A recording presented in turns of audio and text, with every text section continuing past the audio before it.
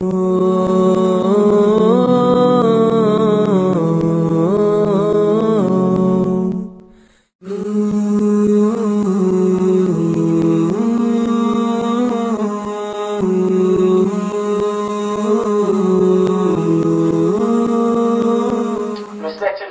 listeners, a little bit about being a true believer, a complete believer, a full believer. Because we all believe, La ilaha illallah, Muhammadur Rasulullah, now we've become a believer. Now, if you look at it from the outside, you'll see, or if you want to categorize it, you can categorize it into two groups. One is a common believer who believes, but then the other who is a true believer, who is a complete believer, who is a full believer. And regarding that, we find many ahadith in which Rasulullah sallallahu alayhi wa sallam says that, O believers, listen, you can't be a true believer unless you do this. You can't be a complete believer unless you do this. You can't, he told Umar radiallahu anhu, Umar, you can't be a complete believer, a true believer, until you don't hold me in the highest of esteem. You don't love me more than yourself, more than anybody else. It means a true believer, a complete believer. Because if we can't become a complete believer, then on the day of judgment, it will be easy for us to go to Jannah. Not only that, we will get into the upper parts of the Jannah, in the higher darajat of the Jannah, in the elevated Jannah, inshallah, we will get. Now the question here is, how do we become a complete believer? How do we become a full believer, a true believer? It's a simple answer. Do those things which Allah and His Rasul sallallahu alayhi wa sallam told us to do, and refrain and stay away from all those things which Allah and His Messenger sallallahu alayhi wa sallam told us to stay away from. Just remember that Allah told us to pray salah, fast in the month of Ramadan. If we do one of them and don't do the other, are we true believers? Are we completing that? No, because we're obeying Allah some ahkam and we're disobeying Allah in some. That's not good enough. We have to obey Allah in everything.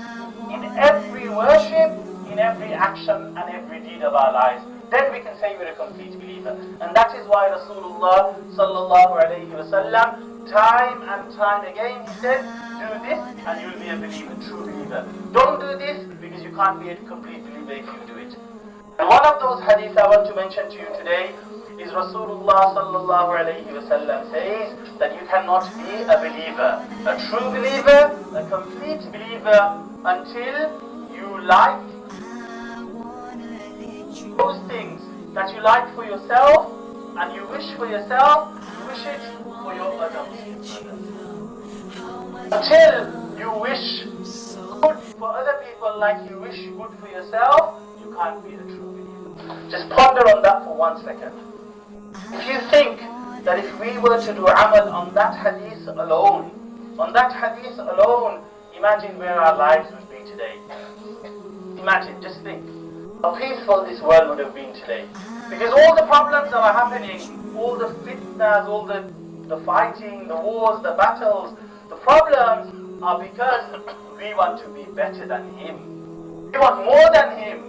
We don't want him to be good. We don't want him to have anything. I want to be bigger than him. I want to be superior than him. I want to be better than him. But the other way around, I want him to be good. I want him to have the good things. If we think in that way, you will see that many of the obstacles that we face today, many of the troubles that we are going through, they will be removed from us. People, say for example, if we had this inside us, you wouldn't see today any cheating. Because lots of times what happens is, you come and you ask somebody that, oh, what's your advice on that house? You're selling it for £50,000, shall I buy it? The man will say, no, it's broken inside, it's not worth buying it, don't buy it. And then tomorrow you go and see that he's gone and he's bought it himself. He stopped you from buying. It happens. You and I can give witness to that. It comes to marriages. Oh, there's a very nice bride there, she's very good. You go and ask, no, to your friend, no. And then you see he goes and marries his children off to that. That's what happens. Hadith is telling you that no, if you're going to be a true believer, then you can't do these kind of actions. That's what this hadith is telling us. You don't want zulm done upon yourself. You don't want to be oppressed.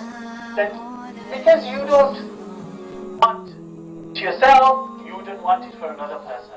Another Muslim, you wouldn't want it. Therefore, if you don't want anybody to oppress you, to shout at you, to swear at you, to rob you, to oppress you, then you can never do it to anybody else. Because that's what this hadith is telling us.